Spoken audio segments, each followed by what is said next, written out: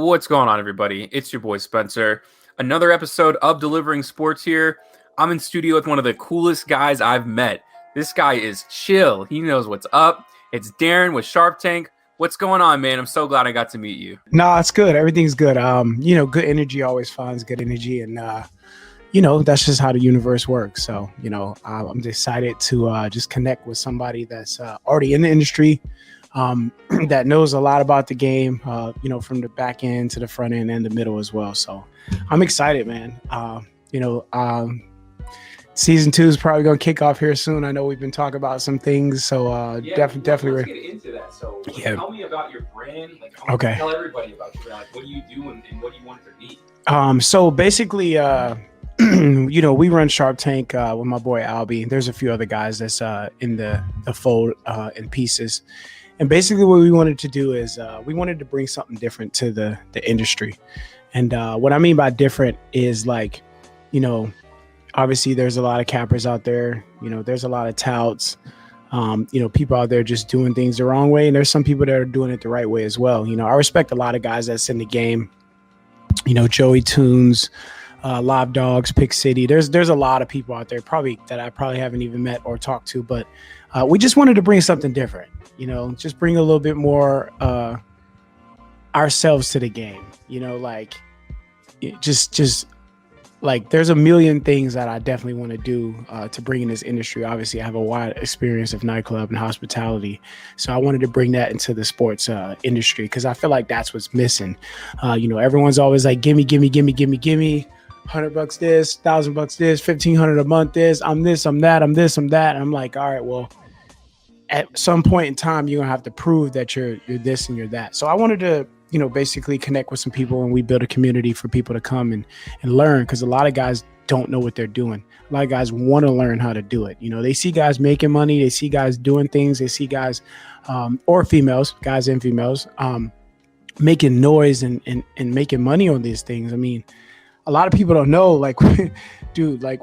when we first opened up, obviously it's coming up on 3 years now, but when we first started doing it, I think the first year and a half, we were getting so many messages I just tried to grab the hottest guys, not look wise, pause, but just the guys that, really took their craft serious. And I just try to grab them, throw them in all one space. And we just open up and just show people how we do things.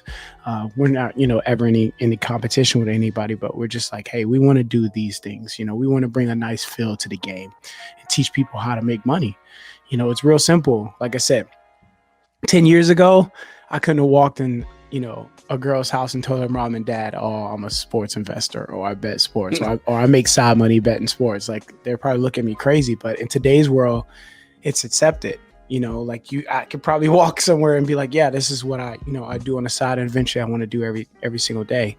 So that's pretty much a little background of I want to talk more about this hospitality side of it. How do you think that that's going to integrate within your brand? Because the baseline is sports betting. Where does hospitality come in to make that kind of dream a reality? So if you think about the nightclub, I talked to you about it before. People come to Vegas and they're paying for something that obviously you and I both know. We can go to Lee's Liquor, we can go to our local grocery store. We're paying $30 for a bottle of Grey Goose, right? But when you come to Vegas and you go to the nightclub, if you come to Vegas, you come in for that experience, right? So people want to eat, they want to gamble, they want to party. They create these memorable experiences. Well, we could do the same thing in sports as well. I understand a lot of people don't know how. They want the how to, but this is why we put, we're working hard to put out these courses to teach people how to do these things, right? Because no one ever knows the 1, 2, 3, but they always want the 4, 5, 6. And you can't get to the 4, 5, 6 without the 1, 2, 3. That's just how things work. So as far as the hospitality is concerned, we want to get it to a point where we're flying people out. You take care of your airfare, we'll take care of the room, and we'll get you some comp dinners, some places as well. I've been building some partnerships with a lot of restaurants and the people that are out here as well. So we wanted just to bring that feel, that hospitality feel. March Madness is coming up this March, or the first week of football. A lot of people fly out the first week of football. A lot of people fly out for Super Bowl. A lot of people fly out for March Madness. We just want to make sure that we're saving you money. We want to always give back, like we've always done since day one. We always give back. That's just who we are as a brand, as a group. So as far as the hospitality is concerned, we just want to give that feel. that bottle of Grey Goose that you can pay $30 for, we want you to come to Vegas and like have that experience. Come party with Sharptank.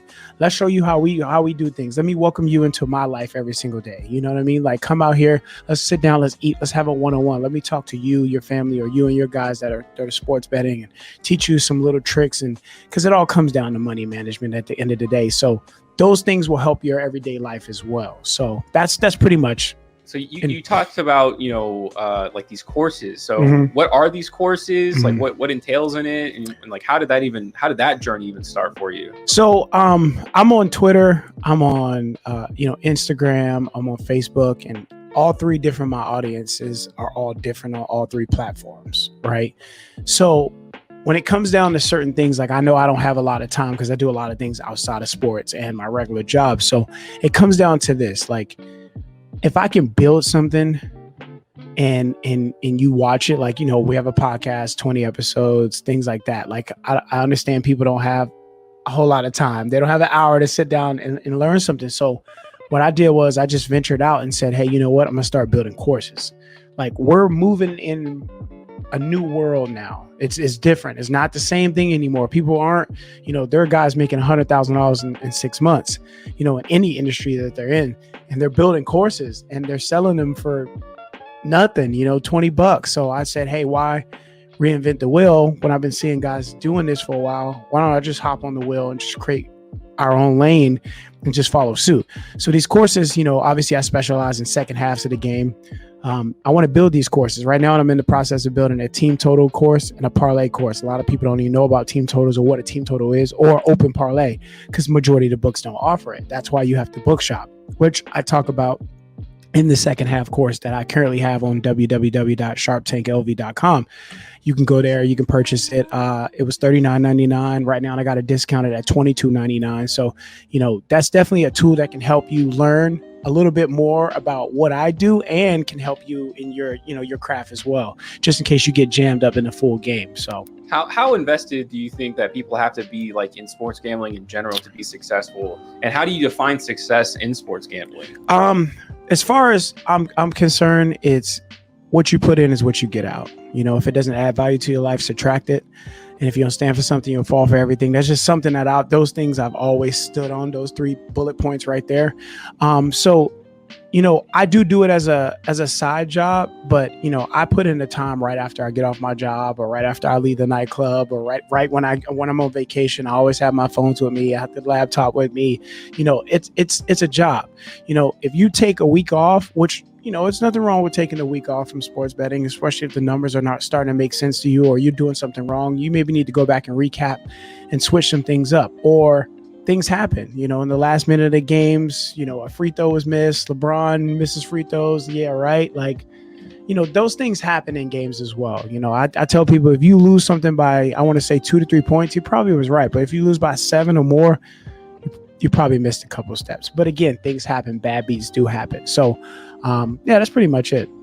I want to talk about, like, how many hours do you think you put in, and how have you developed yourself as a sports gambler? Like, did you just kind of build this whole platform, on your own? Like, where do you even start, like, digging into these numbers? Basically? I basically started, I've always liked sports, right? I've always been a numbers head. I think it's just one of those things where once you find out that, like, man, I can make some extra side money doing this, like, for instance, the teasers that we do, Albie's Teasers, that's my partner that I run Sharptank with. Once you learn, like, that you can make a little money, I think a lot of guys are just solely stuck on trying to make, $1 million rather than just live comfortably and make $1,000 a year. So to relay that into sports betting, it's like, yeah, you're going to lose, yeah, you're going to win, but are you learning? So it comes down to money management, like I told you before. So for me, jumping into it, I used to try to parlay all the time, right? Put a 3-4 teamer in, put $50 on it. I'll make $250, $300, and I'll be happy with that. Now, a lot of people aren't happy with that. They want to put $50 in, especially social media nowadays. They're seeing these 10 teamers and these 15 teamers where people are putting $5, $10 on it, or $100, and they're making, 50 grand, 60 grand. So that always excites people. But in reality, it's not how you start, it's how you finish. I would like to talk about the industry a little bit, because it's a little, to me, from the outside looking in, it looks a little disjointed, where you got a lot of people who have drastically different kind of strategies and just attitudes about themselves. So how do you think people discern, like what would your advice be to kind of sort through people who, because in my opinion, I think a lot of spoilers are not very good, but they make so much money selling their pick, it like masks how bad they are. How do you know? Here's the thing. A lot of people, you know, I don't mind being confident about what you're doing. Just make sure you can, you know, you can follow suit. You know, I see what these guys are doing. You know, I see them putting their chests out, and I see them like, oh, I'm the best. You know, I'm 101-0 and things. But reality is that's not true. You know, I think it's more about just trying to hit over 54.1%, which is tough. It's not easy. It's a very difficult thing. Things happen. Pitchers get scratched. Umpires, all kind of things. There's all kind of things, variables that happen. So, shout out to those guys that are real. And, you know, they keep their record and, you know, they stand by their losses and their wins, but the industry is it's over. It can be super, super overwhelming, and it's very hard to decipher who's real and who's not. But I think as you start to come up, and I think with anything in life, you start to realize who's real and who's not. You can just tell, at least for me personally. Now, for a normal Joe Smo that's just starting out, it's probably going to be a little bit difficult because everyone says they're good about this and everyone says they're great in this, this, and this. But it comes down to person. How is that person? Every time someone follows me, you get a message from me, right? A lot of guys aren't doing that. They're not taking advantage of that marketing tactic. It's always about sell, sell, sell, sell, sell. I don't ask you for a dollar when I first meet you. You know, when you deal with me and you deal with what we got going on, I introduce myself to you. Hi, I'm Choco with Sharptank, right? I don't know, you know, what your industry is or your lane is in this industry, but hey, I hope 2021 going forward, 2022, we can make some money together. So those are the messages that I send people, which is what? First off is the introduction. A lot of guys don't introduction. It's all about just putting their chests out and just showing them, look, be personal. It comes down to customer service at the beginning of the day. Like, I have to know who you are, just like you have to know who I am, and we have to build a rapport between each other. So before you even put $1 down with me, I'd rather put some money in your pocket first, and then we could talk about, okay, coming to join this and doing that. So, but there's a lot of smoke and mirrors out there for sure. Well, let's talk about that relationship you have with the customer, because it sounds like you want to give them the tools almost to be like successful on their own. So why not? How do you feel about that though? Because how do you balance the business side of it and the interpersonal, or do you think that it kind of builds upon itself? Like, what is your business approach with Sharptank? For me, it's again, not how you start, always how you finish. I think a lot of guys, you know, when I try to walk them through this memory lane, or I walk them through a few things, they're like, oh, I know. I think I know it now. It's not about what you know, because lines will change. I can tell you one thing and then next week it'll be something totally different. But that's the thing. You have to understand the variables and how these things change all the time. If something was always one way, we'd all be making money. Right? Everyone would be a sports handicapper if it was just that easy, right? It's actually not that easy. You just have to understand certain variables or certain things and certain lines and how things move. I mean, Vegas put these lines out for people to do what? To get on it. Your average Joe Schmo that works 9 to 5. If I got a line at 7 a.m. and the line is -3, and then you get off work and then you're rushing to the casino, right? You have to stand in line, and that line's 5, 5.5, and then move to 6. Who has the better line, depending on the final score of the game. But again, this is why the second half comes into play, because even though you might have mixed, I have a -3 and you have a -6, I have a 3-point cushion. So let's say my team wins by 4 and you needed them to win by 6. You got the worst line versus me, right? Just like I tell people, the stock market is open when everybody's at work. Everyone that works a 9 to 5, the stock market is open while you're at work, which gives you what? You have no chance to study. You can't. You're at work. You don't have. You got to do 5 things at one time. You know, you're gonna work and you're gonna study this stock and this and how it moves and when it pays a dividend. It's the same thing in sports. It's line shopping. It's understanding, you know, when to get on these lines and when to come off of it, or why did it move, and we try to figure out why. So yeah, you're a second half specialist, right? For people who don't know, I mean, where does that come from? Where did you we're like, oh, this is where this is my market for this. I mean, I don't know anybody who just does second half stuff. So, not that that's your exclusiveness, but like that's your specialty. Yeah. Where does that come from? So I'll give you an example. 2017, the Golden State Warriors, which me, to be honest with you, if I'm honest, I think that was probably the best team to touch a basketball as far as sports betting is concerned, because they were, minus 12, minus 13 favorites for full game. And I've seen them down, like I told you the other day. Golden State goes to Dallas. The full game spread, I think it was like 11.5, 12. They're down 20 at halftime. They came back, covered the second half line and a full game line. That's like a 26 and 27, almost 28 point swing.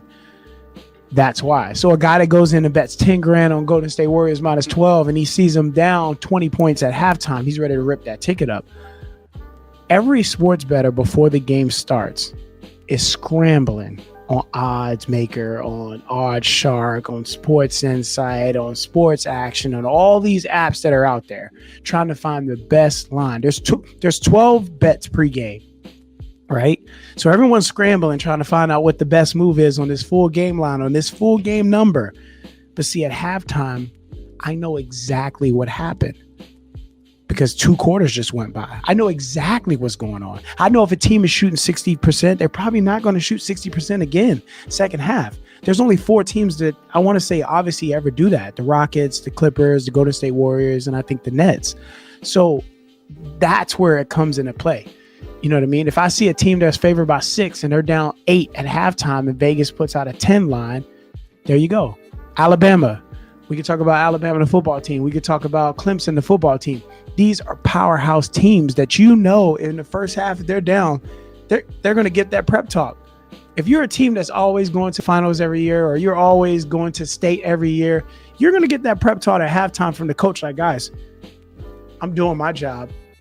You guys have to go out and do yours. You want to win or you want to go home?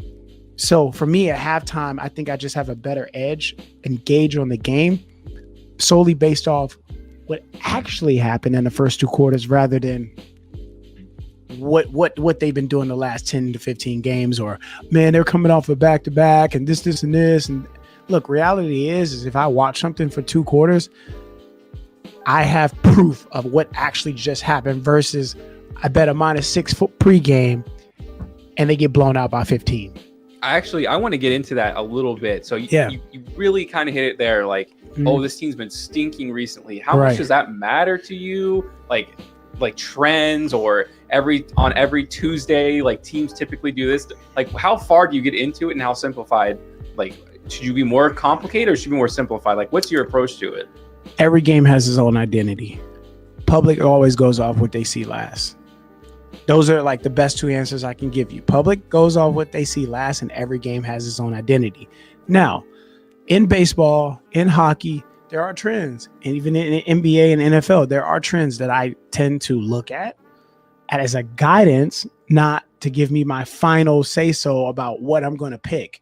Because here's the thing. At halftime, if I see a team shooting 60%, you tell me what are the chances are they're going to shoot 60% again in that second half. Especially in basketball. Right? Never. I mean, Utah was probably arguably the best team this past year, right? But if you look at them when they were down in the first half, when they put a minus 11 second half, minus 10, 10 and a half second half, go back, do your homework and see whether they covered that second half or not. Right? Yeah. So you take a pregame bet that you're probably thinking you're going to lose on, and then you take them second half. How about this? How many guys out there will see a team minus 11 full game, see them down 8, and will bet them again, minus 11 second half? That's 19 points. 11 and 9 is, or 11 and 8, 11 and 9, that's 19, 20 points. Do you have the balls to do that again? Now, casinos know that. Book line makers know that. Do you have the balls? Majority of 95, I would probably push up to 98% of the people are going to take the plus 11 because they see that team down because it's cushion. Oh, dude, this team's down 8. They're favored by 11 for the game. Dude, I got 8. That's a 19. 11 and 8 is 19. I have a 19-point cushion. They're not going to come back. I'll give you another example. What happened in the Super Bowl versus Patriots versus Atlanta? Wow. Minus 3 for the game was what? A neutral pretty zone. Pretty close, yeah. What was the score at halftime? 24-3, 20, whatever it was to 3. Vegas put out a minus 6 second half. The full game line was -3. They put out -6. That's 3 points higher than the full game line. Guess who came back and covered the -6 and won the game? Toss to White. He's in. Patriots win the Super Bowl. The Patriots did. That's So that proves to you. I mean, I have 100 more examples Yeah. I can give you because this is how much I'm embedded in this or how much I invested in it. So you feel like second half is really like a market that they just can't even they don't even understand like the books. I wouldn't say understand because these guys have crazy amounts of data and obviously AI and all these things. I mean, Right. they have computers and things that I just don't have access to. Right. So they can spit out things 100 times faster than what I can do. I just try to find the best edge of the game. I knew when Kevin Durant went over to the Golden State Warriors, I knew for a fact team totals that they were going to score more points. And they did exactly that. It didn't matter what that team was down. I mean, they were the best third quarter to probably ever touch a basketball. No matter how much they were down at halftime, it got to the point where I didn't even care what the line was. I just would, and I do this all the time. If you check my Twitter and the guys that know me, I would go no line needed. It'll be second quarter. It'd be second quarter with 3 minutes left, and I'll be like, take this team second half. I don't care what the line is. And it's solely based off assists, shooting percentages, things like that. Like if you pay attention to the game, like it should tell you, like this team scoring 48 points in the paint versus this team is scoring 18 points in the paint. Obviously, that's a 10-point difference. So this team is scoring inside versus out. Obviously, the NBA now is all 3-pointers. For the most part. Teams are scoring 120, 25 points a game, things like that. So just find the best edge. They have team total second half. They have regular second half. They have total second half. So just, those are the things I try to look at and try to find the best edge on the game. So you kind of wrap that up. Like, you feel like the books have it down to a science, or is it flawed? Like, is there definitely a flaw in the system somewhere? I would never say that there's a flaw. I just look for my opportunity. So you feel like every once in a while, like there's just going to be something that they just can't possibly if it stands out, it stands out. Because here's the thing. It's not about like trying to beat Vegas.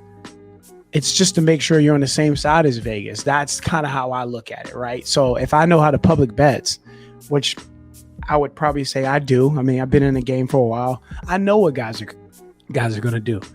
Just like the other day, I bet my boy a game. We're sitting at a basketball game. A team's up 18 points. They're up 18. And I was like, listen, they're going to come back and win. He says, you want to bet me $100? I was like, hell yeah, I'll bet you $100 because I knew basketball is a game of runs. Oh my God. That team ended up coming back winning.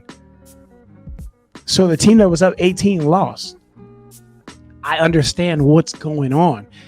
If you pay attention to the NBA or you pay attention to other sports as well, a team that's up 18, what are they going to do? And especially in the NBA, I pay attention to this. They come down, they shoot a 3. The other team scores a 2. They come down, turnover. The other team scores a 3. That's 5 points. 18 minus 5. Now we're at 13. Uh-oh, it's a game. Get Next close thing you to know the it, digits. now it's 8 points. Now it's 5 points. Now it's tied.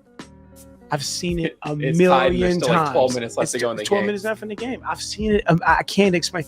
I've seen it so many times that I just like, it gets to the point where I'm like, watch this. They're going to come back. So you view it from an analytical standpoint, or how much when you watch it, do you view it as like, oh, like they're not going to shoot this one in the second half, versus like the eye test of like, I'm seeing this and I don't think they're going to be able to, repeat that in the second half?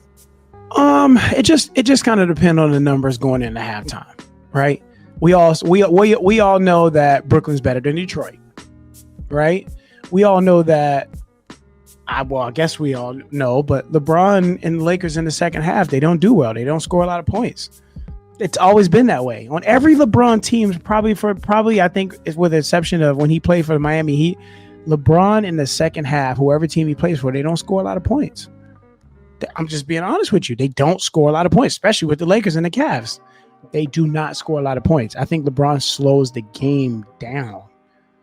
You know what I mean? And that's just like his philosophy. Yeah, like they slow the game. Everything has to go through LeBron. You know what I mean? Right. Which I'm not mad at all, but it's just like, these patterns you just kind of see. there you go. Just pay attention to it. Yeah, Yeah. just pay attention to it. Like I said the same thing. I always say these things on social media. I'm like, yo, LeBron, whoever team he plays for in the second half, they can't score a lot of points. Do you bet total second halves, or are you looking more for game lines, or just whatever you Beginning of the season, I got hot. I think I was like 61-25 at some point.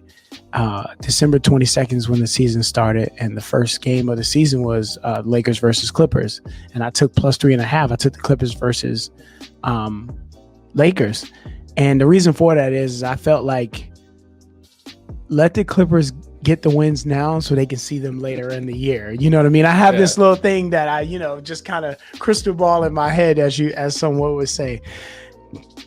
My thing is pay attention to teams that can score versus teams that are not. Like, everyone always goes to the favorites, but how come people don't pay attention to the teams that lose every single year? Right. Versus, like, you have to go for the Oakland Raiders. Their team, their total for the year was like 5.5 for so many years.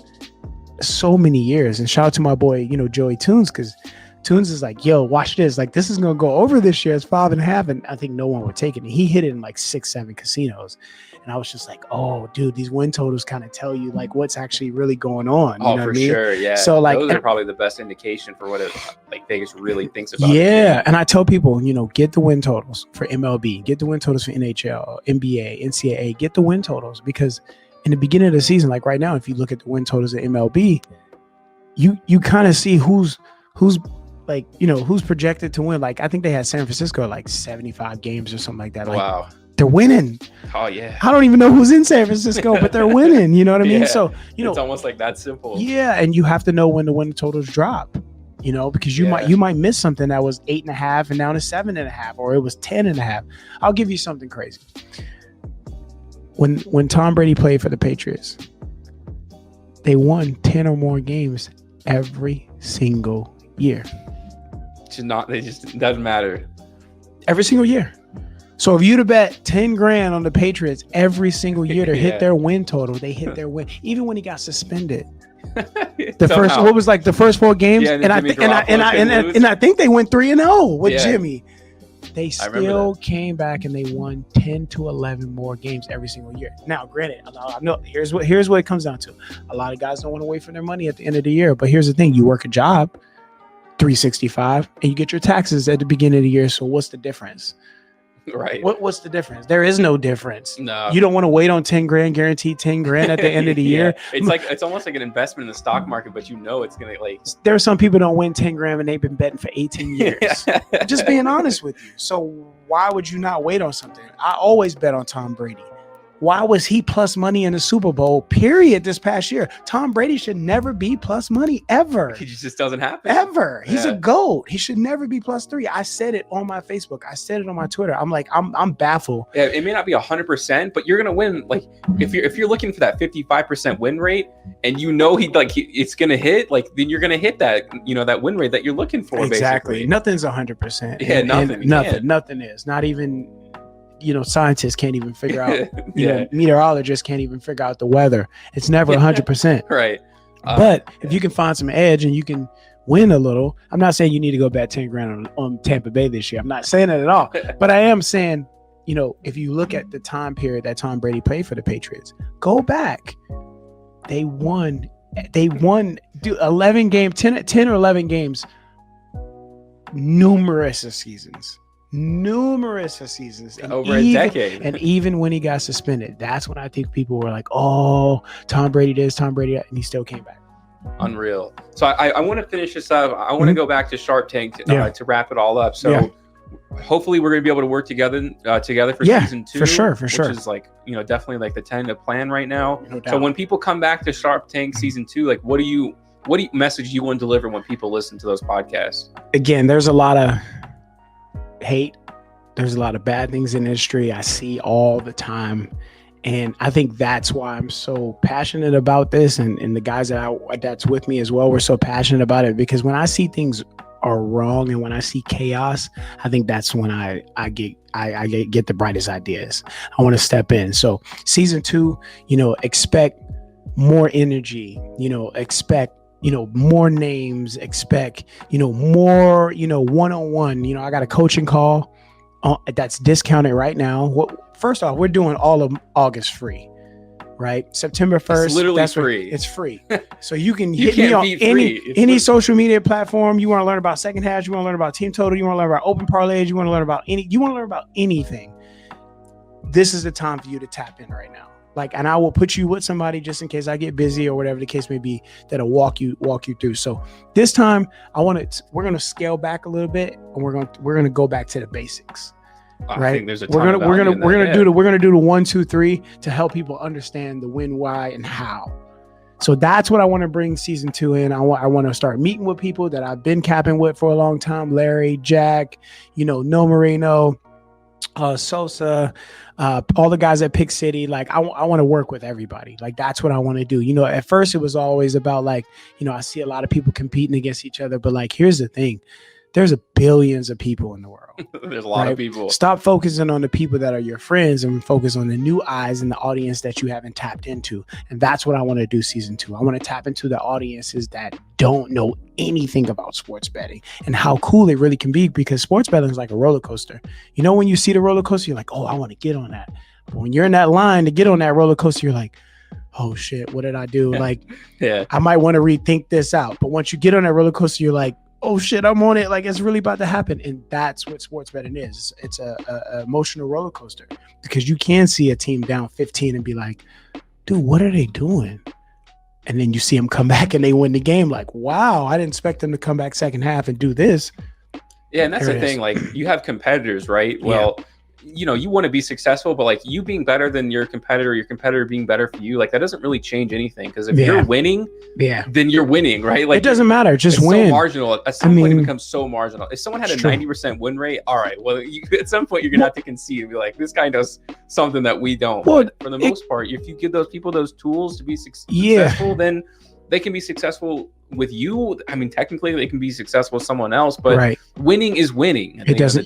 Cap more, bet less. That's the thing. If you can pick one game a day, and this is why I'm putting out the team total on open parlay course. Guys don't even know they can put one team on a parlay for $100 and it wins $1,000. Yeah. And all you have to do is pick one team a week. Listen, if you can't pick one winner a week, you probably shouldn't be doing this. Right. So I'm trying to get people to scale back on how many bets they're putting out there. Now, granted, I know a lot of guys that can put out 10, 15 bets a day and they crush it. But for me personally, for the new eyes that are coming in, that's not realistic for them. You just can't do it. You can't do it. Even at $20 a unit, 20 times 15, you do the math on that. That's a lot of money, especially in the average American is not making that a week. They're making $750 every 2 weeks. So again, it goes back to what I talked to you about the other day. Like, if you're not making $500 a day, why are you investing $500 a day? Why are you gambling $500 a day if you don't make $500? So again, that we talk about that in the second half course. I have a money management section in the course that scales, and I have Choco tips on the side. That's my alias name for you guys that don't know, but I go by Choco Loco. Long story behind that. I'm sure we'll get to talking about that in the season 2 of the podcast. It's all money management at the end of the day. So, and we're the cheapest on the net. I mean, we're $19.99 a month. You really can't beat that. $150 or $500, $5,000 just for their NFL picks. Yeah, and a lot of people say I'm shorting myself, but like, am I really? If you am I really? Yeah. Well, how much does your gym membership cost? Yeah. $20 a month. If you get that many people to join, then instead of getting a select few who join that, correct. And then eventually, I mean, you're building a brand. So once it's built, then you just have that following. I just wanted to make it affordable for people, and I just want people to understand you're not responsibility too. That's rarely talked about. You're not paying for picks. That's what I want people to understand when you're dealing with us. You're not paying for plays.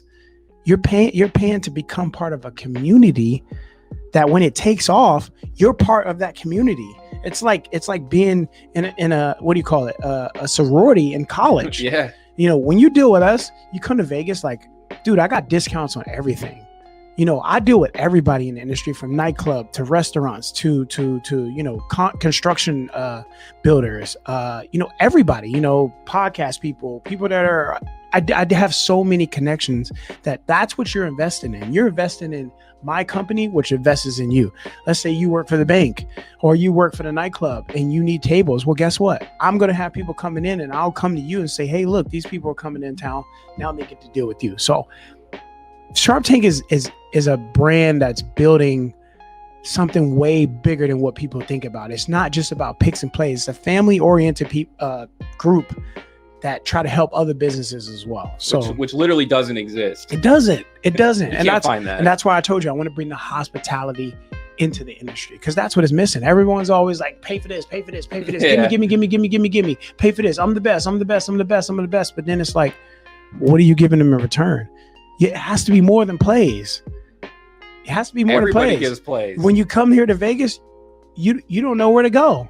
Yeah. When you go to Miami, who are you going to call? When you go to Texas, who do you know to tap into? When you go to Toronto, when you go to Canada, when you go to Dubai, when you go to LA, when you go to Seattle, how can you find somebody, one person that you can come to talk, that you can hit up and be like, yo, I'm in Seattle. Where should I go? I hit up my people, all my contacts in Seattle. Boom, I get back to you. I send you an email, text message, or whatever you need, phone call or whatever. And I say, boom, that's what you're investing in. One-stop shop. And that's what we wanted to create. A community. Yeah, So- and the community is just growing in Vegas, just in general too. So I mean, I feel like you're really getting in at the ground level. Well, I appreciate you coming on, man. I mean, Yeah, this no was doubt. awesome. Yeah, anytime. You Shark invite me Tank's the on. best, and I'm excited to work with you, man. Yeah, Like, we're I gonna do really some think stuff. there's gonna be some really special stuff here. So Cool. we're I gonna have appreciate season you. 2 coming up, hopefully, with Yeah. Shark Tank. We're gonna be on Grab It. I mean, it's just gonna be everywhere. Yeah, We're gonna yeah. help, that the whole branding process too. It's gonna be a whole different identity. It's huge. And that's what I wanted, like, majority of the people to understand. It's a brand versus whatever you see. Like, Yeah. no, brand is important. It's the number one thing. If Red Bull spends a third of their marketing on, Yeah. or third of their revenue on marketing, what does that tell you?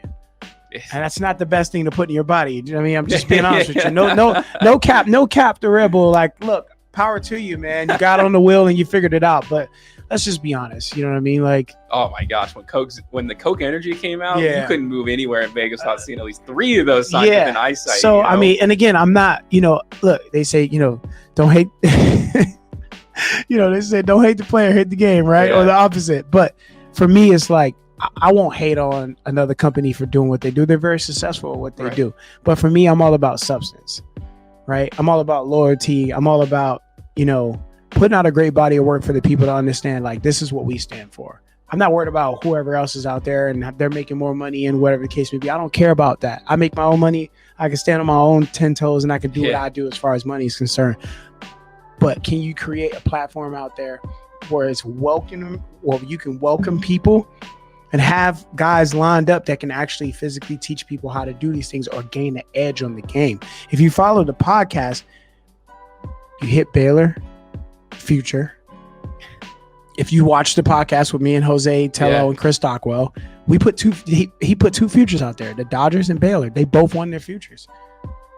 So again, you have to wait. You have to wait to the end of the season to grab that money. But they were plus money. I think Baylor was plus 650. Oh yeah, who knows? I mean, And it probably was higher than that before. oh yeah, I'm sure there's probably crazy numbers you could have gotten out there. That's what I'm saying. If you did the right thing. So I appreciate you, just taking the time out. Sorry, it was a little late. There was a lot of traffic out there. No, man. So thanks for taking the time out and inviting me on. And I'm excited. Where can they, for the podcast listeners, where can they follow you on all your social media? Yeah. So if you get on YouTube, just type in Sharptank. It'll pop up. We have a website, www.sharptank, SHARP, not shark. Let's not get that confused. Yeah. Sharp as in like a knife, SHARPTANKL as in Larry, V as in Victor.com. So you can type that in. All the social media platforms are there. On Twitter, Sharptank_Choco. And same thing on Instagram as well, Sharptank_Choco. You can find us there as well. So good stuff. Yeah, well, that was another episode of Delivering Sports, and Yeah. we'll catch you guys next time. Thanks thanks again. guys. Be safe.